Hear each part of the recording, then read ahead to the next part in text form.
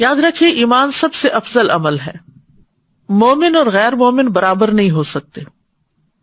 سورۃ السجدہ میں آتا ہے افمن کان مؤمنا کمن کان فاسقا لا یستوون. تو کیا وہ شخص جو مومن ہو وہ اس کی طرح ہے جو نافرمان ہو؟ یہ دونوں برابر نہیں ہو سکتے.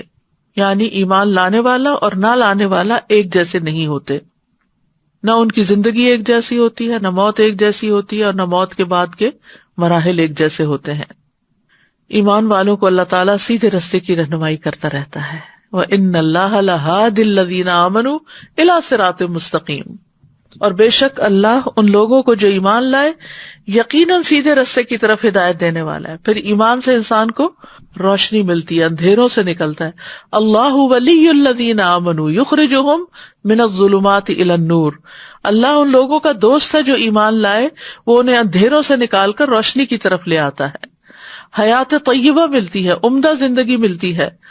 من عمل صالحا من ذکر او انثى وهو مؤمن فلنحيينه حیاتا طیبہ وَلَنَجْزِيَنَّهُمْ أَجْرَهُمْ بِأَحْسَنِ مَا كَانُوا يَعْمَلُونَ. جو شخص بھی نیک عمل کرے، خواہ مرد ہو یا عورت، بشرطے کہ وہ مومن ہو، تو ہم اسے پاکیزہ زندگی بسر کرائیں گے اور آخرت میں ان کے بہترین اعمال کے مطابق انہیں ان کا اجر عطا کریں گے. پھر اسی طرح دنیا اور آخرت میں ثابت قدمی نصیب ہوتی ہے. یثبت اللہ الذین آمنوا بالقول الثابت فی الحیات الدنیا وفی الآخرہ. جو لوگ ایمان لائے انہیں اللہ قول ثابت یعنی کلمہ طیبہ سے دنیا کی زندگی میں بھی ثابت قدم رکھتا ہے اور آخرت میں بھی رکھے گا. یعنی استقامت اسی سے ملتی ہے، اللہ کا ساتھ ملتا ہے. وَأَنَّ اللَّهَ مَعَ الْمُؤْمِنِينَ. اللہ کا فضل ملتا ہے. وَاللَّهُ ذُو فَضْلٍ عَلَى الْمُؤْمِنِينَ. اور اللہ مومنوں پر بڑے فضل والا ہے. بندوں کی محبت ملتی ہے. ان الذین آمنوا وعملوا الصالحات سیجعل لهم الرحمن ودا. یقیناً جو لوگ ایمان لائے ہیں اور وہ اچھے کام کر رہے ہیں، اللہ ان کے لیے لوگوں کے دلوں میں ضرور محبت پیدا کر دے گا. دنیا اور آخرت میں ایسے لوگوں کو خوشخبریاں ملتی ہیں. الذین آمنوا وکانوا یتقون لهم البشری فی الحیات الدنیا وفی الآخرہ. جو لوگ ایمان لائے اور اللہ سے ڈرتے رہتے ہیں ان کے لیے دنیا میں بھی خوشخبری ہے اور آخرت میں بھی. پھر اسی طرح انسان مصیبتوں سے نکل آتا ہے، اس کو مصائب سے نجات ملتی ہے. ثم ننجی رسلنا والذین آمنوا کذالک حقا علینا ننجی المؤمنین. پھر ہم اپنے رسولوں کو نجات دیتے ہیں اور ان کو بھی جو ایمان لائے. اسی طرح ہم پر حق ہے کہ ہم مومنوں کو نجات بخشیں. پھر شیطان سے حفاظت ملتی ہے. انہ لیس لہ سلطان علی الذین آمنوا وعلی ربہم یتوکلون.